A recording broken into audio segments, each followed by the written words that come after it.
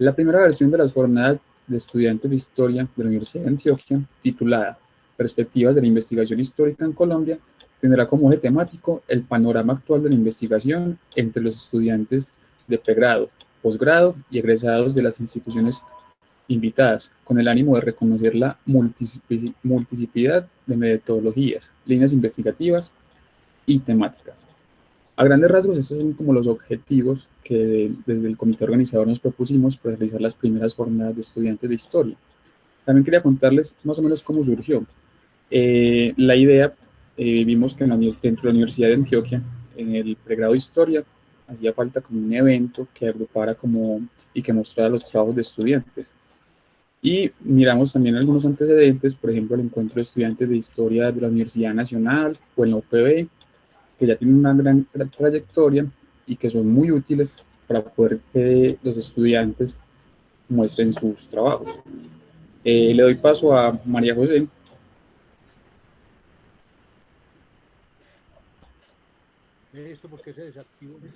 Buenas tardes y bienvenidos a todos a estas primeras jornadas de estudiantes de historia. Antes de dar paso a nuestra charla inicial y en estas palabras iniciales también queríamos agradecerles a todas las personas que nos ayudaron y contribuyeron con este proyecto. Así, queremos mencionar a los estudiantes que nos han apoyado como grupo organizador, Maritza Arcila, a Cristian Betancourt y a Juan David Rincón, como grupo organizador de estas jornadas, y por supuesto yo también hago parte de este grupo. A las chicas que nos ayudaron con los diseños, a Erika Flores, Carolina Castrillón y a Ana Cadavid. Queremos darles unos agradecimientos especiales porque desde la pandemia y el aislamiento hemos estado, digamos, con algunos obstáculos para poder seguir con este proyecto, pero ellas nos han ayudado a seguir en comunicación con ustedes y a desarrollar otras actividades por medio del diseño y por medio de las redes sociales. Finalmente, queremos agradecer a todos los profesores que nos han ayudado a desarrollar y a mejorar este proyecto, a César Lenis, a David Zuluaga, a Gregorio Saldarriaga, a Leo Eugenia Pimienta y a Sandra Ramírez, que nos han leído y nos han ayudado a mejorar esto. Y finalmente, también quiero agradecer a todos los estudiantes que se han sumado a esto como moderadores, como participantes, ponentes y asistentes de este evento. Para terminar, quiero decirle a todos los asistentes que vamos a estar dando un certificado de asistencia y que vamos a poner ahorita en el chat ¿cómo se llama eso, Cris? Formulario. El formulario para poder, para que lo llenen y después darle el certificado a todo aquel que lo desee. Entonces, les damos la bienvenida a este evento y ya Juan Esteban Monsalve se va a encargar de esta charla de apertura con el profesor Zenit. Hola, muy buenas tardes a todos. Quiero darles la bienvenida a todos los que hacen parte a esta hora de la apertura de las primeras jornadas de historia de estudiantes de historia de la Universidad de Antioquia. Realmente un espacio muy valioso para discutir y aprender sobre diferentes temas de historia. Muchas gracias a mis compañeros por la presentación. El día de hoy tenemos la oportunidad de dialogar con un doctor en historia de la Universidad Nacional de Colombia con investigaciones como Entre máscaras y tablas, teatro y sociedad en Medellín entre 1890 y 1950 y Placer en tierra de privaciones público y teatro en Medellín y Bogotá desde 1831 hasta 1899. También un texto bastante interesante es el de Retretas y prestidigitadores, circos, transformistas, cinematógrafos y toros, notas para la historia de las diversiones públicas en Medellín desde 1890 hasta 1910. Además, ha trabajado con la Casa de la Cultura de Caldas desde el teatro y la música, complementando con investigación y docencia. tenemos al profesor historiador Zenedit Herrera. ¿Cómo estás, Zenedit? Bienvenido a las jornadas de estudiantes de historia de la Universidad de Antioquia. Juan Esteban, y a todos muy buenas tardes. Agradecerles en primer lugar que se hayan interesado en lo que ha sido mi vida investigativa, lo que han sido mis pesquisas, mis intereses en investigación desde ya hace 15 años atrás, que comencé, o que egresé más bien de la Universidad Nacional de Colombia, sede de Medellín. No sé qué tema esperas, Juan, que sea el primero que abordemos entonces para comenzar la charla. Bueno, profe, la charla inaugural tiene como tema el entretenerse en Medellín como pregunta, y conversaremos más que todo sobre la escena cultural de Medellín desde el siglo XIX, pasando por el siglo XX también, y su experiencia en las casas culturales, desde el lado laboral y otros colectivos pues, que han ayudado a su trayectoria.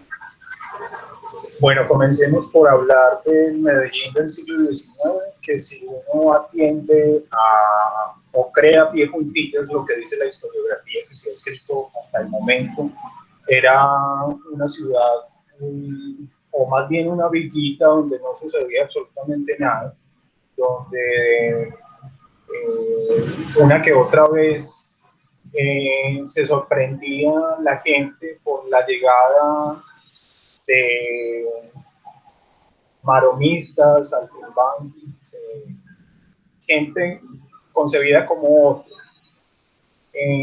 pero que va a tener una actividad cultural importante, no solo desde el siglo XIX, sino desde el siglo XVIII.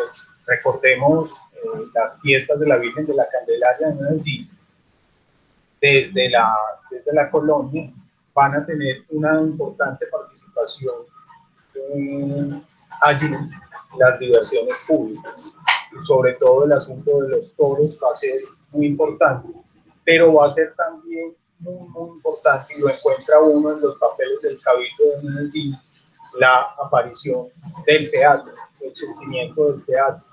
Van a llegar en ese entonces compañías de aficionados. Más adelante en el 19 se van o vamos a contar con las visitas de algunas compañías importantes, italianas, francesas y españolas sobre todo. Uno lee la prensa, que va a ser una de las grandes fuentes de mis investigaciones en lo que tiene que ver con diversiones, teatro, ópera y zarzuela en Medellín en el siglo XIX, y si atiende o si hace una primera mirada sobre esa prensa, pues va a creer. Medellín era una ciudad donde no sucedía absolutamente nada, porque es la queja que hay continuamente en la prensa de la época.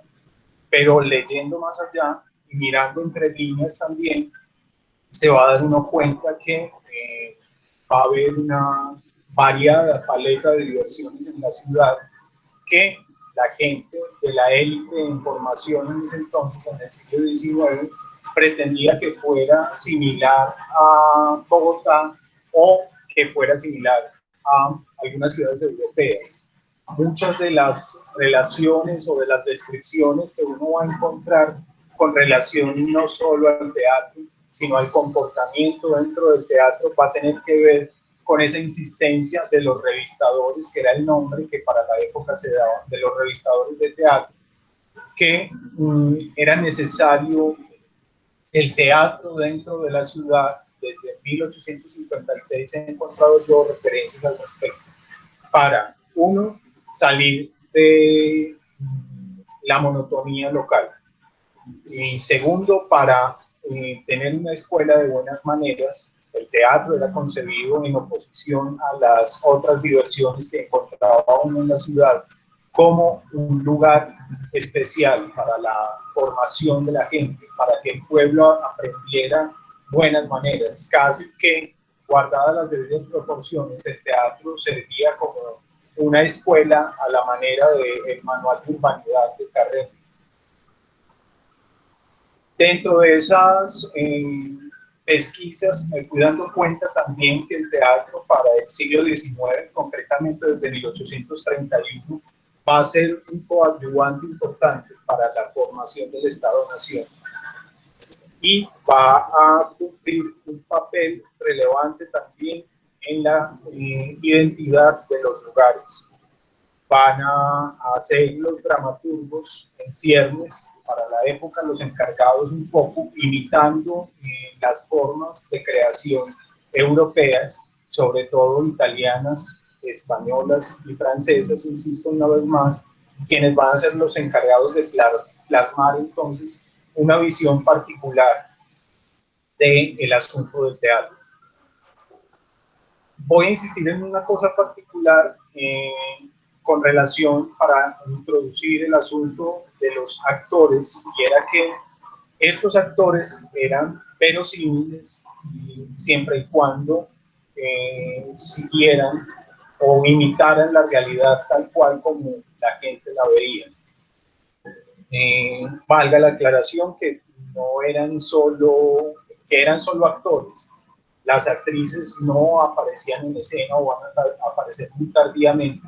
Y esto no es un asunto que venga o que sea particular de la historia del teatro en Medellín, sino que es un asunto que nos viene de tradición desde la época shakespeariana incluso. Las actrices eran aquellas que estaban relacionadas o eran esposas de directores de compañías. Aquellas otras mujeres que aparecían en la escena eran tratadas casi que como mujeres de la mala vida, porque estaba mal visto, y más en una ciudad como Medellín, que estas mujeres participaran. Sin embargo, llegadas las compañías extranjeras desde la segunda mitad del siglo XIX y con más anuencia a finales del siglo XIX, las actrices van a representar las actrices extranjeras van a representar digámosle que un acercamiento a las mujeres de Medellín a una forma distinta de ver el mundo, relacionada por el lenguaje y muy importante por el asunto de la moda. Eran las mujeres, estas mujeres de las compañías extranjeras, las encargadas un poco de poner sobre el tapete el asunto de la moda. Y uno encuentra publicidad, por ejemplo, en los periódicos del siglo XIX de Medellín, en donde se habla de cómo debía vestirse la gente para asistir al teatro. Había lugares especializados en la venta, en el comercio de vestuario, llamémoslo de esa manera, para que los hombres y las mujeres en Medellín se vistieran para asistir a la ópera, a la zarzuela y al teatro. Había un único teatro, que era el Teatro Principal de Medellín. En las crónicas y en los periódicos es muy particular porque se le llama el Cascarón de Nuez. No era un teatro muy rimbombante, a pesar de que lo llamaran principal. Y andado el tiempo, ese teatro se va a convertir en el Teatro Bolívar, que va a ser un teatro mucho más elegante y mucho más cómodo en términos de la posibilidad de la acomodación de público. A la par van a estar entonces otras diversiones. Esas otras diversiones van a ser, como les dije ahora, señaladas como lugares en los que debe asistir la gente que no está educada en la ciudad, la gente que no hace parte de esa élite en formación. Y es muy común encontrarse en los periódicos referencias a que la gente que no sabe comportarse en el teatro, en la ópera y en la zarzuela debe estar o viendo maroma en el circo o asistiendo a espectáculos diferentes y no en el teatro. Esos espectáculos diferentes pues eran en muchas ocasiones los toros, que venían también de una tradición larga, se relacionaban también con la práctica de la fiesta de la Virgen de la Candelaria en Medellín, que van a empezar a ser señalados a partir de las reformas borbónicas, van a ser vistos con malos ojos. Eso ya lo ha tocado en el pasado, por ejemplo, Piqué y Galván para el caso de México, hablando cómo los borbones van a empezar a introducir un señalamiento a la práctica de los toros, que sin embargo es una práctica que se mantiene hasta ahora. con todos los señalamientos y con todas las cuestiones pues, en contra que tiene esta diversión. Van a estar también muy subrepticiamente los juegos no permitidos, es el nombre que se le da en los expedientes judiciales a esta clase de juegos, donde median las apuestas, van a aparecer ahí los gallos, por ejemplo, las peleas de gallos, pero van a estar también el circo, va a estar una cosa muy particular que se llamaba el transformismo. No tiene nada que ver con la tendencia, pues con transformismo que conocemos ahora, con relación con grupos LGTBI, no era eso, era más bien una capacidad camaleónica de algunos actores y actrices que en una misma escena se transformaban en varios personajes y mostraban cómo podían asumir la piel de un personaje en una sola jornada, en una sola presentación. El cine va a ser muy importante, desde las compañías extranjeras de teatro van a ser las encargadas de empezar a hacer proyecciones, primero del proyectoscopio de Tomás de Edison, va a haber también, el cine de los Lumière va a llegar también, y van a ser estas compañías extranjeras. Particularmente recuerdo a la compañía Dalmau Ghetti, de un español y un italiano, hacia 1894, que van a estar relacionados con la llegada pues, de esas proyecciones, que eran proyecciones muy cortas, eran más bien unas primeras imágenes de un movimiento que causaban un revuelo y una admiración bastante grande, lo leí en la prensa, porque eran cosas novedosas y que ponían a la gente en una comunicación distinta con el tiempo y con las diversiones. Aparecería también dentro de eso, voy a volver a mi tesis para recordar un poco esas clases de diversiones que estamos. Bueno, voy a aprovechar y voy a mostrarles en dónde pueden ser encontradas. Bueno, si logro hacer que esta pantalla se comparta. Soy muy nuevo en estas cosas y es como... Bueno, hay una página que se llama academia.edu y en esa página, filtrando en Google por mi nombre, van a poder encontrar esas publicaciones de las que hablaba ahora Juan Esteban. Exacto. Volvamos entonces a esas diversiones porque me interesa mucho enfatizar la diferencia que para la época se daba entre una cosa y la otra. Vuelvo e insisto, el teatro era tenido como una escuela de buenas maneras, mientras que las otras diversiones eran tenidas como, a excepción de del contacto que se tenía con la música a través de las retretas de la banda de música de Medellín, que eran una cuestión totalmente distinta. Entonces, estarían las retretas en el Parque de Bolívar y en el Parque de Berrío, como esas otras diversiones, pero unas diversiones positivas. Estaría luego la prestidigitación, que tiene una relación muy fuerte con el asunto de la magia. Estaría el transformismo, al que ya nos hemos referido, y estaría también muy importante los circos que van a empezar a llegar a la ciudad también desde más o menos la década de 1880. Luego estarían los actos de adivinación, que tienen que ver con la prestidigitación y la magia también. Y estaría los toros y estaría finalmente el cinematógrafo.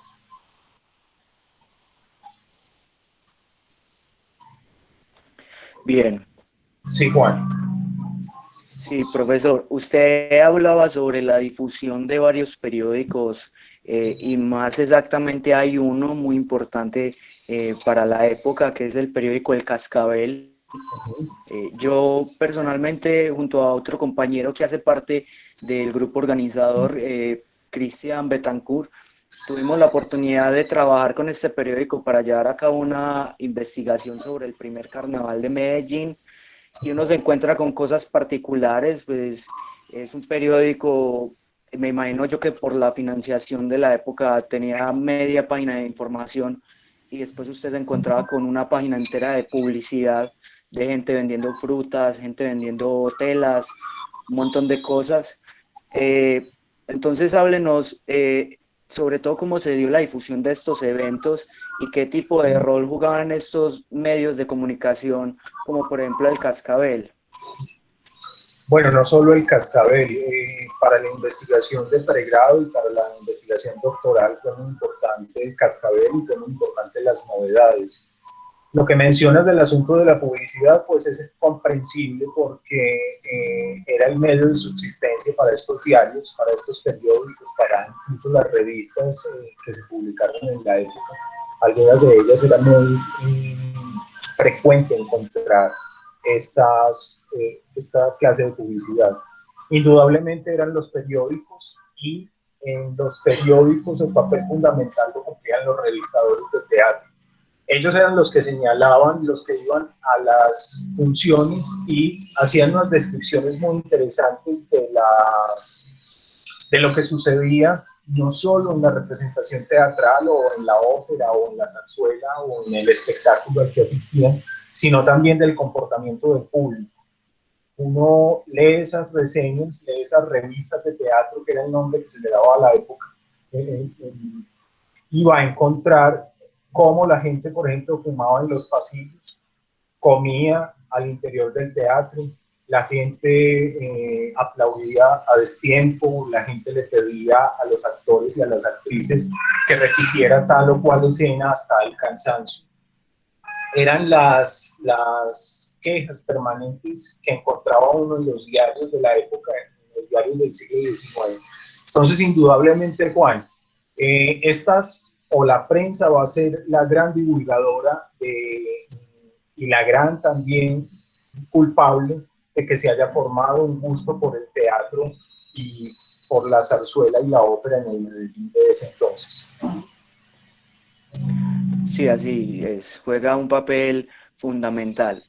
Pero para que quede claro, profesor, y ya metiéndonos en el tema de lo que teóricamente vendría a ser la definición de las escenas culturales, yo buscando me encontré una definición de Daniel Silver y Terry Clark en el libro que se llama El poder de las escenas, estudios culturales del 2015. Ellos dicen que, entre comillas, las escenas suponen pues un concepto que pretende analizar las configuraciones de significado expresivo que caracterizan a distintos espacios para mostrar así el carácter espacial, territorial de la vida cultural. ¿Cuál es la definición, profesor Zenedit, con la que usted más tiene afinidad en cuanto a escena cultural, y por qué decidió dedicarle sus esfuerzos a este tipo de historia? Bueno, voy a hacer una confesión ante todos ustedes, y es que a mi modo de ver, el historiador decide historiar lo que más cercano tiene. Yo hago teatro desde los 8 años, entonces decidí que historiar el teatro era hacer parte de una práctica que he hecho toda la vida, hacer la historia parte de esa práctica. Y en esa medida, pues, ¿con qué idea o con qué definición de cultura o qué definición de cultura atraviesa mi investigación, mis investigaciones? Creo que sería una definición de cultura popular, la cultura aquella que está atravesada por el hecho manifiesto de lo que hace la sociedad para representarse y para mostrarse a sí misma. De hecho, en Medellín gustó más la zarzuela que la ópera, y gustó más lo cómico que lo dramático, porque recordemos que estamos en el siglo XIX, en plena época de las guerras civiles, aunque muchas de ellas no tocaron a Medellín, sin embargo, o Antioquia. Sin embargo, la prensa traía vivencias de las guerras civiles, y la gente se escapaba en estas diversiones y en el teatro para no pensar en esas otras cosas que estaban ocurriendo y que estaban afectando el país en ese entonces. Entonces, creo que está plenamente atravesado mi investigación por ese concepto de cultura popular. Y además, he afirmado siempre yo, desde el comienzo de estas investigaciones, que mi preocupación está en una historia cultural o una historia de las prácticas culturales, de cómo esas prácticas culturales se hacen al interior de la sociedad, con la misma sociedad en la que están integradas. No son un asunto único y exclusivamente de élite, ni tampoco un asunto único y exclusivamente de las clases populares. Recientemente tuve la fortuna y el agrado de dirigir una tesis sobre circo en la Universidad de Antioquia, que va a mostrar precisamente eso, cómo surge un circo al interior de un club de gente adinerada en Medellín, el Club Medellín. Ahí había un circo, y el circo que ha sido siempre una práctica pensada o relacionada con lo popular, o con lo populachero, porque pudiera ser otro el término a emplear con las debidas reservas. Así es, profesor. Hay personas que tal vez nos están en este momento, que lo están escuchando a usted y se pueden interesar por decantarse hacia este tipo de historias y a este tipo de temas.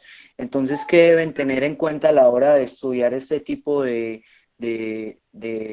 temas de investigación? ¿Qué tomar en las fuentes, qué no tomar, con qué desconfiar, hasta dónde llegar? Porque uno precisamente se encuentra con censuras en los periódicos, las fotografías o diferentes escritos son publicados con intereses institucionales o privados. Entonces, usted como académico, ¿qué aconsejaría a la hora de abordar este tipo de temas? Bueno, en primer lugar, no casarse con un concepto unido de cultura. Entender la cultura en un sentido amplio, y en esa medida entender las prácticas culturales en un sentido amplio también.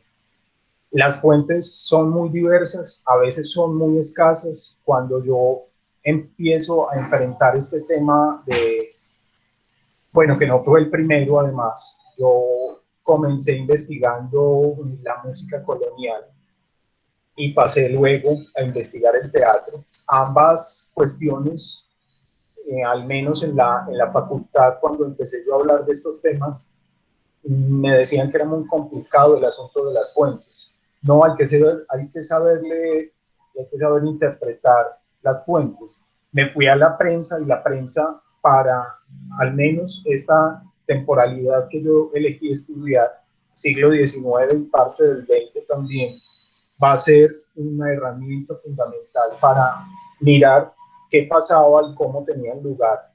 Eso sí, teniendo en cuenta que es la visión no es la visión de los actores, de las actrices. Hay momentos en que uno se encuentra con joyas particulares, como fue mi caso. La compañía Dalma Ughetti, que ya se las mencioné, tuve la fortuna de encontrarme en el Archivo Judicial de Medellín. Ahí también hay fuentes para investigar el teatro e investigar el arte, con un proceso de falsificación de boletería para esta compañía en 1894.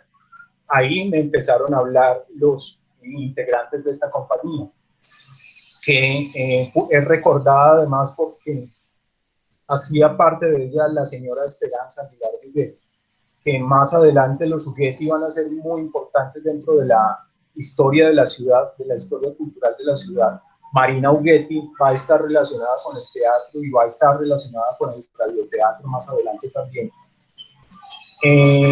Volviendo al asunto de las fuentes, pues no va a ser, hay que buscar, hay que indagar a fondo. Una fuente quizá va llevándolo a uno a la otra fuente. Entonces, ser muy suspicaces a la hora de enfrentarse a estas fuentes con relación pues a estos temas.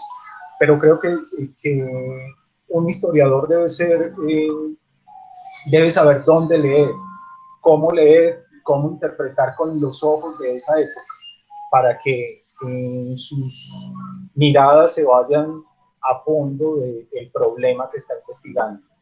A mí me ayudó mucho el hecho de ser actor de teatro para tener como una idea más o menos somera de dónde empezar a buscar. Entonces, creo que la elección del tema a investigar, vuelvo e insisto, como les dije ahora, tiene que estar relacionada con las propias pasiones del historiador. Pues ya lo han contado infinidad de veces los historiadores de anales, lo repite incansablemente Carlo Ginzburg, lo repiten los historiadores ingleses. Todo tiene que estar, o tiene que haber a mi modo de ver, y así lo he vivido en mi carrera profesional, tiene que estar emparentado lo que uno investiga con lo que a uno le gusta y le llama la atención. Bien, profesor, y haciendo pues como una radiografía histórica en la escena cultural de Medellín, ¿usted cómo ha visto la evolución desde finales del siglo XIX hasta bien entrado el siglo XX? ¿Qué tanto ha cambiado la escena cultural en Medellín? Bueno, el acceso a la cultura o a esta escena cultural que llamas sigue siendo restringido. Sin embargo, hay gentes de todos los estratos sociales que participan y que hacen la escena cultural en Medellín. Decía la prensa del siglo XIX que los pobres no podían entrar a la ópera y a las zarzuelas. Se encuentran más adelante descripciones que desmienten esas afirmaciones. Todo el mundo entraba, al menos por novedad. La gente, para novelerear, como decimos nosotros los antioqueños, se acercaba a estas prácticas. Entonces sigue siendo ya no un asunto de élite, sino más bien un asunto de gente que gusta realmente de estas prácticas, las que en primer lugar lo practican y en segundo lugar pues se acercan a verlas, las que las apoyan también, porque las artes han subsistido de alguna manera a través de la figura del mecenas. Pues somos muy afortunados nosotros ahora de contar con oportunidades como las que ofrece la Alcaldía de Medellín o el Instituto de Cultura y Patrimonio de Antioquia para fomentar precisamente la escena cultural en la ciudad y en el departamento. Porque para estos hombres del siglo XIX eran hombres y mujeres, niños, ancianos, viejos y demás, era muy complicado enfrentarse o elegir dedicarse a la escena cultural. No era tan fácil. No era tan fácil sobrevivir de eso. Sin embargo, había y han dejado sus huellas y me han permitido a mí narrarlos precisamente, personas entregadas a estas cuestiones de la escena cultural que son difíciles de transitar. Bueno, muy bien. Recordemos que tenemos un horario que cumplir. Les agradecemos pues a todos los que hasta ahora están escuchando al profesor Zeneid Herrera. Todavía no se nos ha acabado la charla, pero vamos a una breve ronda de preguntas, que tenemos dos preguntas que nos hicieron acá los asistentes. El profesor Zeneid Herrera va a tratar de responderlas y posterior a eso daremos finalizada la charla. Antonio Duque. ¿Sí? Sí, dice Juan Antonio Duque Tardif, ¿qué rol juegan las mujeres en esta forma de vida cultural? Profe Zeneid. Bueno, creo que ya lo abordamos un poco al hablar de cómo las mujeres estaban un poco separadas de la escena cultural. Sin embargo, hay descripciones muy cómicas en los periódicos de la época en las que se describe a las mujeres de la élite fisgoneando por las rendijas, por las endijas de la puerta del teatro para ver qué era lo que sucedía dentro. Y decían también que las mujeres no debían estar allí. El papel es importante, sobre todo de las mujeres extranjeras. No va a ser hasta la década de 1920 que va a haber un grupo consolidado donde las mujeres realmente participan como actrices, aunque en años anteriores habían llegado ya mujeres bien importantes, como por ejemplo Virginia Fábregas en la década de 1920, una empresaria y actriz mexicana que va a ser muy importante para la historia del teatro mexicano y de Latinoamérica. La misma Esperanza Aguilar Yuguetti, de la que hablamos ahora. Merceditas, no recuerdo bien el nombre de esta niña, era una niña antioqueña que integraba la compañía infantil de zarzuelas del Noé Ríos Pina en el siglo XIX en Medellín. Esos serían como los casos particulares. Las mujeres van a ser las actrices extranjeras, creo que ya lo dije y vuelvo y lo insisto, las encargadas de poner a las mujeres de Medellín en una dinámica distinta de concepción del mundo, en lo que tiene que ver con la moda y en lo que tiene que ver también con las maneras de comportarse. Indudablemente, pues en una ciudad atravesada por una fuerte relación con la iglesia, había un señalamiento particular de la iglesia de aquellas mujeres que se dedicaban al teatro o a estas diversiones de la escena cultural, como lo hemos llamado para la charla de hoy. Sí, ahí entro metiéndome un poco en la pregunta y me disculpará Juan Antonio, pero profe, ¿hasta qué año más o menos, o hasta qué momento comienzan las mujeres a apropiarse de este tipo de espacios?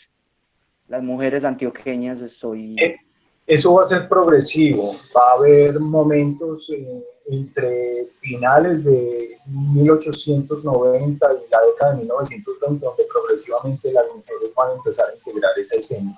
Pero el hito bastante importante va a ser la aparición del grupo escénico de Medellín en la década de 1920, que era además un grupo de mujeres integrado por personas, mujeres de la élite. Listo. Antes de ir con la pregunta del compañero Felipe, profe, denos por favor una idea de qué es lo que usted ha hecho en el municipio de Caldas con este tema del teatro y la música. ¿Usted en qué ha contribuido en ese aspecto? Bueno, mis investigaciones en el municipio de Caldas han tenido que ver con el asunto que conocemos como historia local. Caldas es un municipio relativamente joven, tiene 172 años de historia, una historia particular, una historia bastante rica que ha sido de alguna manera dejada de lado por mucho tiempo en algunas administraciones, que adolece de la posibilidad de tener un archivo histórico. Hemos tenido pérdidas bastante considerables, no solo fue la casa consistorial que quizás ustedes escucharon en los medios, que un alcalde de turno tumbó uno de los patrimonios que teníamos y donde funcionaba la alcaldía. Esa pérdida trajo consigo la pérdida de más o menos un 70-60% del archivo del Consejo Municipal, que era un archivo muy completo desde 1848. De 406 tomos, no hay la mitad en este momento de ese archivo. Se perdió también con la pérdida de esa casa consistorial. Y he tratado un poco en las investigaciones de dar cuerpo a lo que ha sido la historia del municipio. Ahora, con el asunto de la pandemia, estamos produciendo y colgando en la página de Facebook de la Casa de la Cultura unas cápsulas en video en las que hablamos un poco de lugares y de personajes importantes del municipio. Estamos con una tarea grande en esta nueva administración y es trabajar por el asunto, uno, del archivo histórico, que ya les dije que no tenemos, y dos, en la declaratoria de bienes de interés cultural, que es otro proceso en el que estamos un poco retrasados, pero que ya hay una voluntad política que nos va a permitir adelantar el asunto. La relación entre la investigación de mis pesquisas de pregrado y de doctorado con lo que hago en mi trabajo cotidiano en el municipio de Caldas pues he tenido la oportunidad de trabajar hasta el momento un asunto que tiene que ver con la música, con la historia de la música, no solo en el pasado, sino en el presente. Estamos tratando de hacer una historia del tiempo presente de la música en el municipio, también con otro programa que se está publicando en el Facebook de la Casa de la Cultura, y preparamos para esta administración unas investigaciones interesantes que van desde historia de la comida, pasando por una historia del teatro local y hablando también de una prosopografía, de una biografía de un personaje muy importante para el municipio, que es el escritor, dramaturgo y poeta Ciro Mendía. Esa sería más un poco la relación de una y otra cosa, Juan. Muy bien, profesor. Muchas gracias. Tenemos dos preguntas para finalizar. Entonces, profesor, Sí. usted me hace el favor y lo más claro que puede hacer a la hora de responderlas, porque lamentablemente el tiempo lo tenemos ya medido, porque se nos viene una mesa a cargo de una compañera. Pero dice Felipe Ortiz Vanegas, este asunto de, entre comillas, las buenas maneras, ¿qué tan relacionadas están con las categorías o conceptos de civilización y barbarie que en cierta forma fueron importantes para la conformación de las naciones latinoamericanas? Bueno, están estrechamente ligadas porque la aparición de los estados-naciones no solo quería reemplazar lo que fue el antiguo régimen, sino reemplazar ese antiguo régimen con sujetos nacionales bien formados, educados y, entre comillas, pensantes, que es un asunto que se va a ir dando de manera paulatina a todo lo largo y ancho de Latinoamérica, e incluso también en el Brasil. Van a tener una relación muy estrecha y una relación estrecha también con los conceptos que menciona Norbert Elias, hablando un poco también de civilización. Muy bien, la compañera María José Berrocal pregunta, ¿hubo alguna intervención por parte de la iglesia? Como por ejemplo, dice ella, señalar el teatro o el circo, o en especial lo de la prestidigitación. Bueno, hasta ahora no me he encontrado yo asuntos explícitos. Se sabe que había señalamientos de parte de la iglesia, habría uno de los archivos que falta indagar con relación a estos temas de investigación míos, son los archivos eclesiásticos, para mirar ahí qué señalamiento puntual ha habido de la iglesia. Pero sí, recuerdo alguna vez en una charla en la Biblioteca Pública Piloto que Gloria Mercedes Arango, la esposa de Luis Antonio Arango Restrepo, de Luis Antonio Restrepo, perdón, me hacía caer en cuenta de que hacía falta indagar más a fondo sobre ese asunto. Claro que lo hubo. La iglesia, les dije ahora en la charla, que tenía un peso bastante preponderante en lo que se hacía en la ciudad de Medellín.